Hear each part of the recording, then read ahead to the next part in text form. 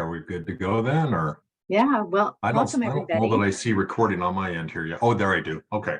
Oh, Well, good. good afternoon, everyone. My name is Scott Stemper, and I work for the Nebraska Department of Education.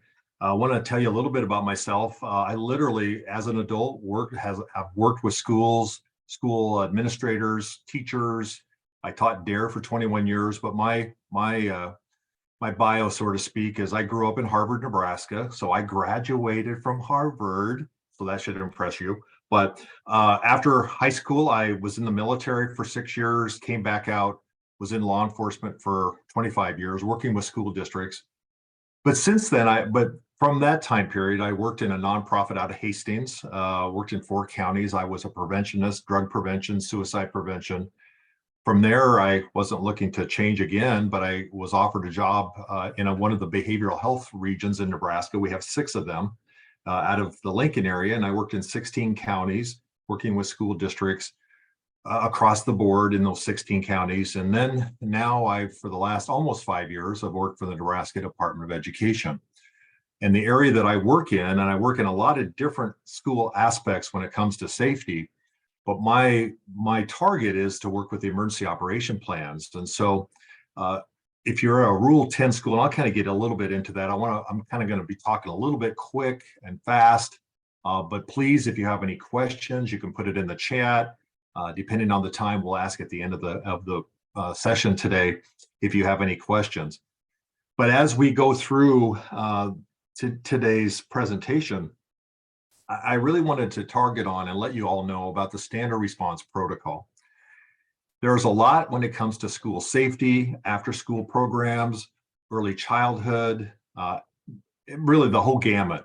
But if we could target just at this point as a basic introduction to school safety, Standard Response Protocol, I believe everyone should know this knowledge, have these steps in place. We'll give you some ideas of where you can find this poster, but really, and it just goes way beyond a school, beyond after school or summer program. The Standard Response Protocol should be learned by people in the courthouse, a nursing home, a hospital, a business. So we'll kind of get into what does that really look like. So one of the things that I do is, again, I work with school districts across Nebraska to work on their emergency operation plan. And maybe some of you kind of know this, maybe don't, but I think every school should have one. And I said, I think they should. Not all schools are required to have an emergency operation plan, but this is exactly what we're talking about. This is the definition of a plan. How does this relate to you as an after school or a summer program?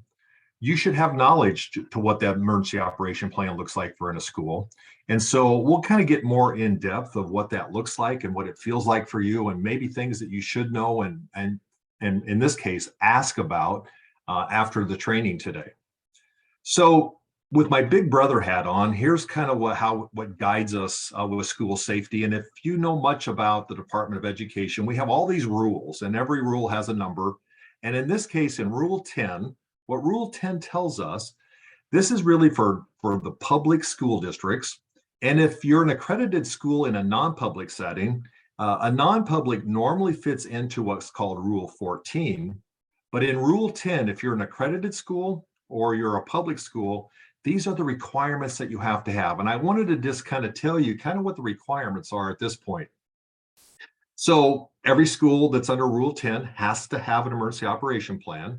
So if you work in a school setting, you're using the school building for your after school or summer programs, and if for sure they're a public district, they have to have an emergency operation plan. And within that plan, your program, your items that for safety, you should know about, and you should be included in that. And of course, their plan has to be approved by their local governing body, in this case, the school board. Every school, again, should have, based on rules, have a safety committee. And this safety committee has to meet at least once a year. I don't feel that's enough, but this is what the rule says, that safety committee has to look at their plan, review their plan, and make annual updates. And the last part of Rule 10, it says that somebody from the outside of the district, a non-district employee or a non-district person, should come up and do what we call an audit, but they should review the plans, the system, the buildings, policies and procedures just to make sure that everybody has it in place. And what I'm really trying to say is all the things that happen in school safety, it takes those partnerships, it takes the discussion, right? The discussion is so important that you're included in that part of the discussion. So what you know about what to do in, before and after school, do you know what to do, right? In your after school program, would you know, and maybe in chat with some of your responses, would you know that, if one of your students, a couple of your students have a fight, would you know what to do? Would you know if there was a water leak at the building while you're occupying with your program? Would you know if there's a chemical spill within the school? Would you know what to do? Would you know that if one of your kids gets released to a non-custodial parent, would you know what to do? And so when we work on this in our district, so again, put in the chat if you're comfortable, those scenarios that I just gave you, would you be comfortable knowing what to do? I will tell you that as we talk about this question, this gets posed in. I do a 2-day emergency operation planning training, and in that training, we talk about the 125 things that can happen to an American school. There are about 125 things that we want schools to address, and one of the things is a lot of questions when we ask, would you know what to do if there's a tornado? Would you know if there's, something happens to your building, something happens to one of your kids, one of your staff members, would you know how to respond? The nice thing that we'll talk about in the Standard Response Protocol, the Standard Response Protocol will deal with all 125 things. And so we're going to kind of get into the nuts and bolts about that. So one of the things that we do in school safety, these 4 pillars, the prevention, preparedness, response, and recovery, all 4 of these elements are in everything we do at school safety. So I want to talk just a little bit about what that does look like. So I've already told you that I do the emergency operation plan, but also in school safety, we have a training component, trainers, we have threat assessment training that we do with schools. We have what's called psychological first aid training for schools. By the way, all this stuff is virtual, so you literally in your living room you can attend this stuff, right? So the psychological first aid. So once something happens in your district, something happens in your program, we know that there is a lot of recovery that takes place. And a lot of people say, well, we've had a tornado, we had some people injured in a bus accident, we've had this happen. They think recovery happens in a very short period of time. And yet we know recovery can happen, it might take a week, it might be years that people are in recovery. We want to put people back what we think is in a normal situation, or they feel that they're comfortable, and the trauma that people deal with, we have to deal with that kind of right when that incident happens. So all 4 of these elements, prevention, preparedness, response, and recovery, are things that you should think about as well. Are you preventing things from happening within your program? Are you prepared? And then how do you respond? How do you recover? And many of you might think, well, you know what? We use the school setting. We are in the school gym. We might be using the school.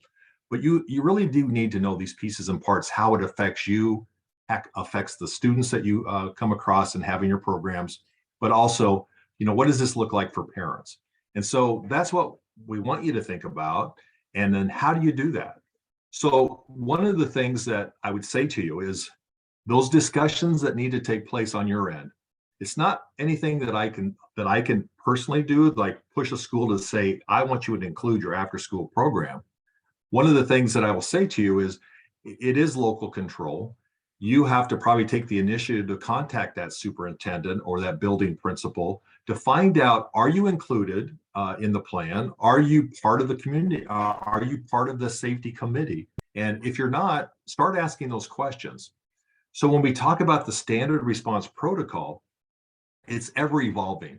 So let me talk a little bit about the Standard Response Protocol. As you can see over to the left hand of your screen, that's the poster that will be shared with you, but that's the SRP, the Standard Response Protocol. Those are the actions that you would take. Now, where did SRP come from? SRP was developed actually in Colorado, and it was created, the foundation was created by Ellen and John Michael Keyes. Their daughter tragically was killed in a school shooting in Colorado. And they found out early on when their daughter got killed, what did schools do to respond to something like that? How did they respond before, during, and after? But there really wasn't any formulative way of doing that across the board. And so what they decided to do is create the foundation based on all the tragedies that happen in America when it involves our schools and communities. The SRP has become more and more commonplace across the nation, and actually even in foreign countries. And SRP, what we're going to talk about today, is good for those first responders. It's good for those fire and rescue people. It's good for that public safety with law enforcement, your schools, districts. It really does include, like my graphic shows, and clear in the right-hand corner, this is a town, I think it would be considered a town in Nebraska, with a population of 2. And this SRP would work in that population of 2. And so we're going to talk a little bit about what does that look like for you as your after-school program. One thing that it's happened, we're fortunate. I'm very fortunate working in the grant that I do with our schools with emergency operation plans. SRP, the Standard Response Protocol, is used by most of our schools in Nebraska. And I say most, and I don't know this for sure, but I'm going to say 95% of our schools are using SRP. And what does that do for you? What that you should understand is what it's doing. It's bringing that common language. It's easy to implement. It brings that common signage. And so here's what I say to superintendents and the safety teams across Nebraska. At any given day or any given week, your students are going to be could be in another district, could be coming clear into Lincoln or Omaha for state tournaments of what of any kind. But the nice thing about having schools on board with this, in that 90+% of the schools, when your child, right, or a student from another district goes into another district, and somebody over the loudspeaker talks about, okay, we need to go into the secure mode, that student's going to have a basic understanding. What does that mean? And so we're going to talk through these pieces. What does that look like? And if your student is in another school district and they have an intruder inside the building and they go into lockdown, what does that mean? And they should have that knowledge. So as I go through these pieces and parts, the after-school program, the summer programs, you should have an understanding of what this common language is, what this common signage is all about. So when we go through here, we're going to talk about these 5 elements. Now, let me talk about this a little bit before we kind of get a little bit more into the nuts and bolts of it. As you can see, the first one is called hold. That was added several years ago, just a couple years ago. Hold is a new component of the action that you would take. Now, hold is not threat related. It means no one's going to get hurt. Hold means there's not a danger. What hold tells us is that when somebody announces we're in the hold mode, if you're in the classroom, you stay in the classroom and learn. Your teacher still learns. There's no threat whatsoever. And what we normally see hold in is maybe the drug dog comes through the school. Everybody's in hold. They don't come out in the hallways. They stay in the classroom and learn. They may be in the gym. And it could be something simple, well, not simple, but somebody maybe is having a medical emergency and the EMTs need to get through the hallway, get to the gym, whatever it might be. So no one, again, is at danger. There's no intruder. And so that's one element that they added a couple of years ago. Now, when we get to talk about this next 4, the secure, lockdown, evacuate, and shelter, those are always connected to threats, hazards, or incidents that you may come across. And each one of those have a specific action. So secure, look at secure in that. Secure means that there's a threat outside of the building, outside in the community, and it could look like this. Maybe that local law enforcement agency maybe is serving a felony warrant, 3 blocks away, or in a lot of our cases, we live in smaller towns. It could be just in town, right? That law enforcement's going to serve this felony warrant.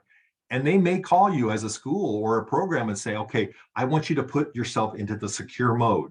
What that means is your outside doors, exit doors, entrance doors are locked. They should be locked anyway, quite honestly. That's the best practice. But everything is locked. No one comes into the building. and no one goes out. And so if that ever comes to where you see it and law enforcement calls you and says, please put yourself in the secure mode, you need to make sure that that door is locked. No one goes in, no one goes out. And even if you have a parent knocking on the window, knocking on the door saying, hey, I'm here to pick little Johnny up, you absolutely don't let them in. And that's, again, another education piece that we want communities and schools to do, because that serves two purposes. One, maybe Johnny's mom or dad is the danger. You don't want them in there. But two, you don't want to release Johnny to his mom or dad and they go out in the community and they go right into where this danger is. So there's a protection on that side. Lockdown means that there's a threat in immediate proximity of a school or a building, could be courthouse, like I said, or what a lot of people focus on is that when you go into the lockdown, that means that that threat is inside the building. And when it's inside the building, which means that the students, the staff, their classroom doors should always be locked anyway, regardless of whether you're in lockdown or not. That's the best practices that should be practiced now because of the shootings that have happened in America. So the classroom door is locked, the lights are turned off, and everybody is in the corner of the room out of sight. So that if I'm the intruder, if I'm the danger coming in, I don't want to see anybody's cell phones going, their iPads going. I don't want to see any feet, because I know that somebody's in that room and I'm going to, if I'm going to cause danger and kill somebody, I'm going to go there.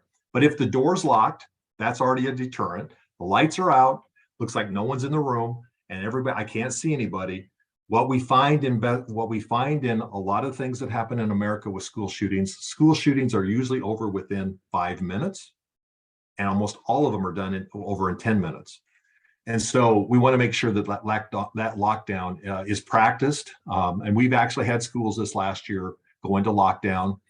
We had 10 swatting calls, 10 schools in March that were swatted. Means somebody fake called the 911 center, called the school and says, hey, we've got a school shooter, or a school shooter is in your building, going to shoot up the building. And all 10 of them went into lockdown. The next two is evacuate. You want to evacuate your building. What we normally see this is when we do evacuation drills, every school has 10 of them that they have to do throughout the school year. And commonly we see that as the fire drills. Everybody leaves the building and it's practiced for that muscle memory in your brain to say, this is the route we take if it's a fire. So evacuate the building. Might be a fire drill, might be chemicals inside the building, but people are evacuating the building and then going to a safe location. And the last one is shelter. And we know shelter could be something and the two the schools practice and are mandatory to practice would be the tornado drills that they have to conduct. And so one of the things that I wanted to show you real quickly, one of the things that we did at school safety early on, give you an idea if there's dangers outside the building. These are some examples of what that may look like, what you may come across.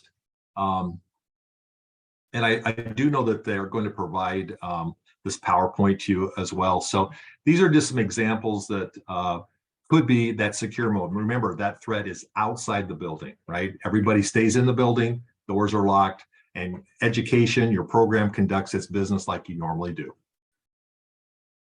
The next one is lockdown. Again, that could be an immediate threat outside the building. So it doesn't always have to be inside the building, but lockdown, a lot of people look at it as what's happening inside the building. These are some examples of what that may look like. So there's lockdown. This one would be evacuate. More than likely, we never say this in school, say that nothing will not ever happen, but tsunamis probably aren't going to happen in Nebraska. But all these other things that we see on here definitely could happen, right? Tsunamis, hurricanes, we probably could be safe to say that those probably won't happen in Nebraska, but all of these, and quite honestly, in the position that I have in the 4.5 years, I always thought I was pretty educated on current events and things that happen, but there are a lot of things that happen in our schools that most people in the media don't know about that happen. And so it happens more than you think. And the last one, of course, is shelter. These are the pieces and parts. These are threats and hazards that can happen. That hold, again, these not only just the drug dog, I talked about the medical emergency, Hold can also look like this. I mean, I think one of the things that has actually happened in some of our schools, let's say a student or a staff dies, right? Well, these little things that we have, these little social media things that we can't seem to get rid of, things get out within seconds, minutes of something that happened. Hold allow schools to formulate in a whole, and we've been training schools to do this kind of a script, have a script ready. You can always tweak it and do it within minutes. But what kind of message would you give as your after school program to the parents, to the community?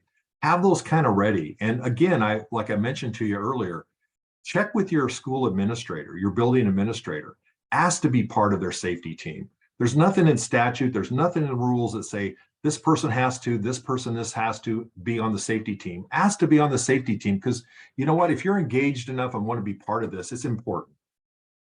But that also gives you an opportunity. Ask the school to see the emergency operation plan. Ask them to see, do we have something in here that would address SRP with our after school program? This website, and I don't know, Brian, if you can post that in the chat, if you would, but the I Love You Guys organization, here's what I'd say to you. Everything on their website, everything, their videos, their PowerPoints, their books are all free. And Nebraska does free pretty good, right? We don't get things free very often, but it's a massive resource for all of you to address and go in there if you're curious about what it looks like for Standard Response Protocol. And it's not just about schools. I mean, they have these pieces for higher education. They have them for businesses as well. So please use that resource. And then reunification. I'll just talk briefly about that. But what happens if there's a tragic event that happens in your after school program? And do you just automatically let kids go and say, okay, well, you're good to go? Or is there a process? God forbid if somebody got hurt or killed in your after school program, but there's a process in reunifying your child, that student, with their parent or guardian. So that would be another component that you would want to ask the school, like, okay, if we ever had to evacuate and we have to, parents take time to get to the after school program, but we have to evacuate. We have to evacuate to the evacuation site that schools identify. We always want schools to think about a primary event or primary reunification site and a secondary. And that's usually not public knowledge, by the way, but schools know where they are. But something might happen where they say, okay, we're going to evacuate your students, your participants. We're going to go to the evacuation site. What does that look like for you? How do you notify your parents? Because you got to let them know, okay, we're now going to be at XYZ church, or we're going to be in the community center. So people can come get their child. And there's a whole process. And again, this is a free book that you can get from the I Love You Guys organization. So with that said, I think we have about 5 minutes left. Again, I hope this is an open discussion. Questions you may have. Anybody have any questions, comments, concerns, remarks?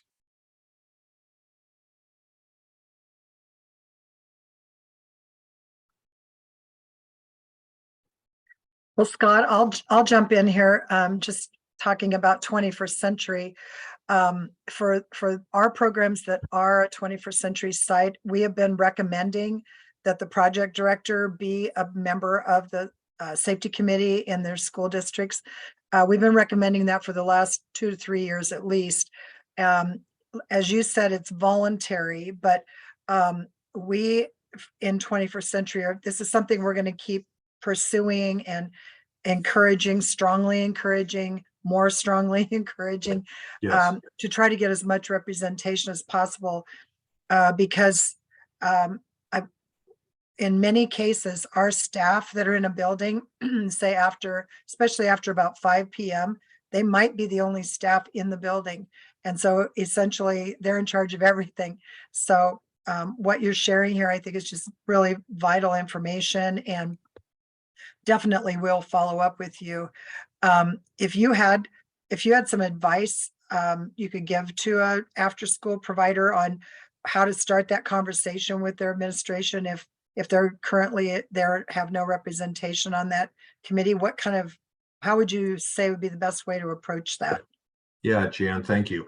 Actually, quite honestly, guys, I advocate for this all the time. Again, I've probably met with over 400 superintendents in the lifespan of this grant. It is local control. I suggest all the time who should be on that safety committee, but it really comes down to you, right? You live in the town you live in. It's your school district. It's your program. Um, not that you have to be the squeaky wheel, but contact those administrators, because you know what, this is a value for them as well. Because um, what we try not to suggest to schools is don't make it administrative heavy on the safety committee. Have a teacher, have a counselor, have an after school program, have the secretary, bus driver, the fire person, the rescue, the law enforcement, the emergency manager. You guys have to advocate for this. And if you think, well, they got it handled, don't look at it like that anymore, guys, because I'm telling you, we have got a lot of serious things that happen in our Nebraska school. And I don't want to be an alarmist, but I'm going to tell you, you've got to have your hands on this, not only for the protection of your student, but for the protection of yourself, right? And so, um, we've trained at this point, give you an idea kind of how massive this is. Just in a 4-year period, I've trained 265 districts with the emergency operation plan. That's huge. The Fed's like, I can't believe you guys can do this or have done this. We still have other schools, but it's a continual process. This EOP stuff and the standard response protocol, it's a continual process. You don't just create it and then put it on the shelf and leave it. It's continually. And we have to continue to educate our kids, our parents, our staff. And I'm hoping I'm hoping you guys have heard about this before today, but Jan, all I would say is just keep pushing as much as you politely can push, be respectful, but push it, right? Because you have to do it, right? I can't push for you, and I kind of do anyway, but that's a good point. Let's see here. And there is a question in the chat, and I know we just have a couple minutes left, but let's see. It says, if a parent shows up for any of the hazardous reasons you've talked about and demands that they want their child home, and we explain to them the protocol reason, I can't let you take him or her till it's resolved, and they start verbally saying not so nice things about how you approach that better. So what I'm thinking, because one, you don't want to keep a child from their parent, and two, you have to follow protocol. That's a good question, and that is a loaded question, but here's what I say to you. The thing that we cover in our trainings is it's a constant education piece. It's a constant education to those kids, the students, the staff, the parents, the community. And schools can do a lot of different things. And unfortunately, you guys have to educate parents as well. This is the protocol. This is the standard. School, if a parent comes knocking on the door, you're not going to let the door open for right, because of the protocol. And I say this to schools all the time, put that protocol, that standard response protocol, put it in the handbook, put it on the web page, send it home with kids, have it at parent teachers conferences. Anytime, and it's constant. It's just like not a one time a year thing. You as the after school program, maybe you print this little poster on a 8.5 by 11 sheet of paper and send it home to every parent, right? And you might have to do that a couple times. Is that better than nothing? Sure it is, but you've got to stick to that protocol. And the protocol is there not only for the response, but it's to protect you and their kid. And like I said in the scenario I gave you, if Johnny gets let go to his mom and they go out in the community, they could drive right into the hazard. And then what? Like, why did you let Johnny and his mom leave? You just can't let anybody. And I get this all the time. Seriously, superintendents say, well, but we live in a small community. I know the parents, they demand, well, you know what? And some of them said, no, we absolutely will not. And they might get grief from that parent, but overwhelmingly, people said they stuck to what the protocol said, and that's the rule. For safety, they protect it. And so you still might get parents griping at you, and you get it anyway. We all get it. But stick to your guns, so to speak. And that's kind of probably a bad pun, but stay with what your protocol says. Scott, you've shared so much important information. I think this is just the beginning of a lot of us thinking about the possible issues and how we can be ready. I love the idea of making sure information's in their parent handbook, student handbook, program handbook, sharing the poster, making sure there's a poster around, people are trained, prepared. There's a lot to think about. So we really appreciate your time and this information. I know you and some of your team will be at the Afterschool conference on September 22nd. So if people are there and have follow-up questions, they can talk to you at the conference, attend a session. We'll figure out some other ways to make sure you have opportunities to share with our after-school folks. So they are just considering all of these important questions you raised. Well, thank you for that, Kim. We're excited to come, and we're doing more and more expansion of our school safety items. And as you talk about your September conference, I do know that we'll have our schools, and it's not out yet, but October 19th is our school safety summit. It's going to be held in Lincoln at Embassy Suites. But if you get a chance, come to the school safety summit on the 19th of October, and we've got a lot of information that we hand out and give out. So thanks for having me today. Attend with your building principal, right? Yes. Your team. Yeah. Scott, thank you so cool. much for the important work you do. We really appreciate it. And thanks for your time today. And we will stay in touch. Is it okay if we post your email address along with the recording of this webinar on Sure, our absolutely. StayConnected site? Okay. Because I know people have a lot of questions. They're processing information right now. So yeah, sounds great. thank you. And I wanted to let everyone know we will not have a Stay Connected on July 6th because a lot of people will be on vacation that week for the 4th of July holiday. But July 20th, Dakota Stags with Beyond School Bells will do a session on outdoor and environmental education. So we're really excited about that too. So we will see you on July 20, and check the Stay Connected site for the recording of Scott's webinar. The recording of all the previous webinars will be there. Thanks to Sherry Landis. She always gets those posted for us in a timely manner. So thanks everybody for your time today. We know this is a very busy time for all of you, and we appreciate it. Thanks, everyone. Thanks, Scott. Thanks, Scott. Yep, you're welcome.